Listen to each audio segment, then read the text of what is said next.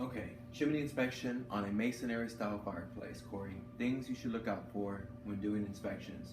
Come back over this from time to time, get familiar with it and what you do. This masonry style fireplace, as you can see on the inside, you see all the fluorescing, all that discoloration, that is all water damage. The outside of the chimney, we came out the first time, did the work, we put a mortar crown and a cap on top. The chimney's been painted, sealed up the sides of it where the brickwork, the chase, was attached to the siding. Things to look for, but we tell all our customers, wait, don't fix nothing. If there's sheetrock damage, wait until the water problem has been resolved, because it might be something else unrelated to the chimney, but it's just happening at the chimney area, meaning roofing, flashing. You know, we look out for those things, but sometimes it could be something else, an underlying issue that's hidden that we can't see, obviously. Things to look for on a masonry style fireplace is any loose shifting brick. We don't know how the brick, furnace cement's worst enemy is water. Once you put some heat on this and everything gets dried up, it may shift or move. We don't know what's going to happen. So every chimney you come to, you should put on a glove and start touching and feeling. You're looking for shifting loose brick. You cannot have a 5-pound loose brick over a wood burning fireplace. The customer's going to be looking for you to say, well, is it that bad? Can we still use it the way it is? No. If there's loose brick, it needs to be addressed, period. So don't let the customer kind of lead you into thinking that it's still okay. You mark it down in your invoice, loose brick, under notes. Anywhere's on there that you explain to the customer that there's loose brick. Okay. If there's no loose brick and there's just little minor hairline cracks or cracks missing, you can do what's called a tuck point. Some tuck points start at $75, $50, some of them go all the way up to $300. As long as there ain't any loose bricks, we can attempt to do it. A tuck point is an act of trying to preserve what's already going bad.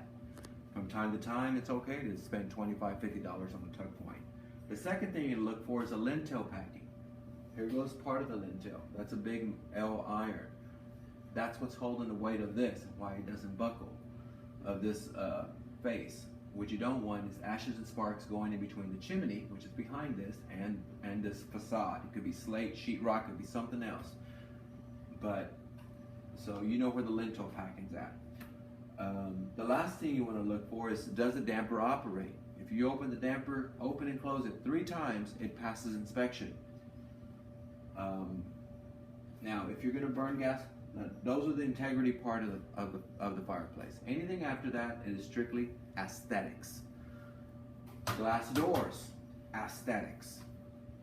Glass doors are highly expensive. We don't sell them anymore. It's a high overhead for us to overstock for us to deal with glass doors. So you can find a website, a company. I'll tell you one to use. They're very affordable. But most glass doors in the city of Houston, Dallas, you go to any glass door, chimney, fireplace store, they're like $800 to $1,500 because they're custom made. Every chimney is different. They won't fit on nobody else's chimney but your chimney. These glass doors are within the opening of this facade that you see. 99% of the time, it's going to be overlapping. And when you're installing glass doors, which I hope you don't have to go through alone, it's going to come with hardware to attach it. I have maybe once or twice have the hardware actually worked. But all the time I have to rig something up. Every chimney is different. Everyone it's not what people think when they made it, that all the chimneys are going to be built the same and the hardware is going to work out fine. It's not going to be the case. All right. So you can shoot people a different direction for glass doors.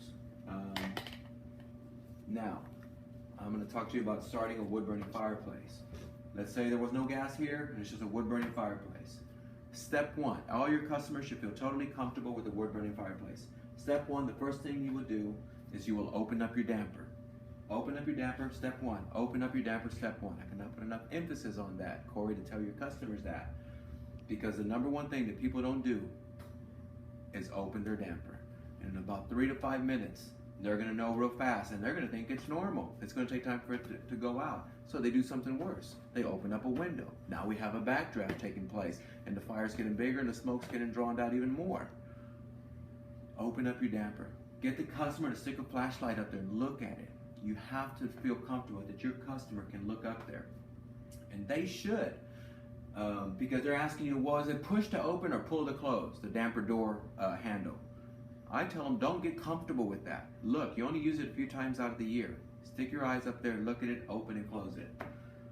So then your damper's open, then you'll get, I tell people if they don't have a lot of experience with fires, just start the Duraflame logs. But use the name brand Duraflame. I do not like them.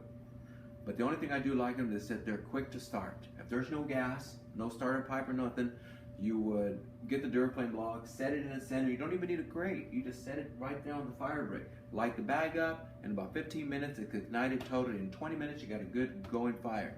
What I like about them, in 3 hours, they're off. They're timed.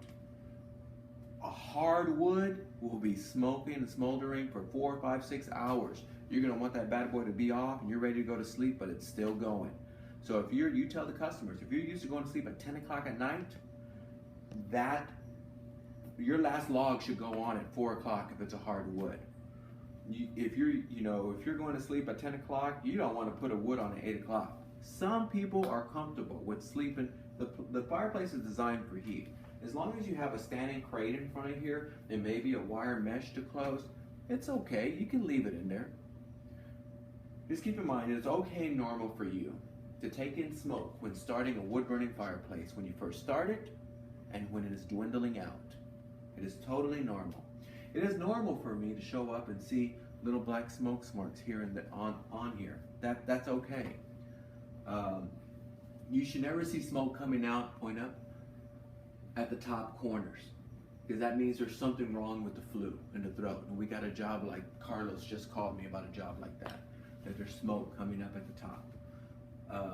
Those are big signs of something wrong. You should never go into your attic and you don't smell the chimney in here, but you go into your attic and you smell smoke or see smoke, worse.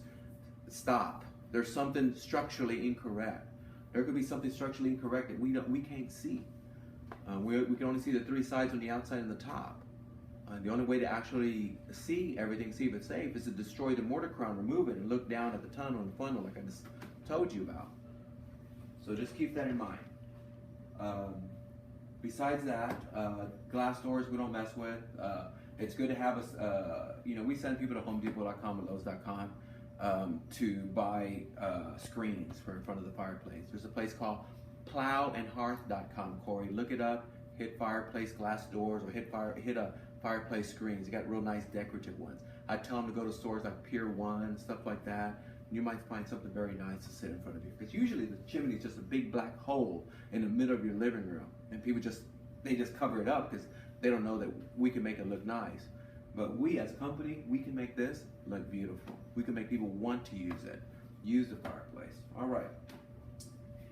If they're burning wood and they have a starter pipe, we install a starter pipe so you already know what that is. If they have a starter pipe there, step 1, you will open up the damper.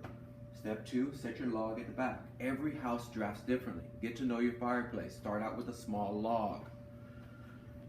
You would get a lighter, and if you can reach them both at the same time, meaning the gas switch and the lighter, the starter pipe, you ignite it, your lighter, take it there, and you would turn it on slowly. Every house is different with gas pressure. If you turn it on, you're hearing a psh, you got a lot of strong pressure. Hold it back. Because what people are scared of is the big poof in your face of gas. So if you can show the customer to light the lighter and tell them, get to know it. Lighters have different safety triggers. You should be able to turn that lighter on quickly without any problems. If you're having problems, turn it off, wait a few minutes, do it again. Start the lighter, put it over there, turn the knob. It is not always this close. In this case, I can do it. But it's not always this close. Sometimes it's behind there, and I hate that. If it's like behind a hallway, how in the heck am I going to turn on the gas? Run over here and light it, So get to know your fireplace. Every house is different. Every gas pressure is different. The chimney is designed for heat. Now, you should always have at least 18-inch worth of hearth in front of it. This is more than 18 inches. From the fire brick, from the opening, 18 inches for code. You should never show up and see carpet lined up here. If this was gone, this can be flat, this can be gone, and this can be flat. As long as they have something non-combustible in front of here, 18 inches. You should have at least 8 to 10 inches, I forget the code, going around it of non-combustible. All right, I think that covers it. And so you would ignite it, you're catching your log on fire. After about 15, 20 minutes, sometimes 30 minutes, if it's a real hard wood, you would turn off the starter pipe and let the wood go by itself. If you want the wood to hurry up and go out, leave it on. It might help you run through it faster. Might not. But that's about it. All right, we're good. Go ahead.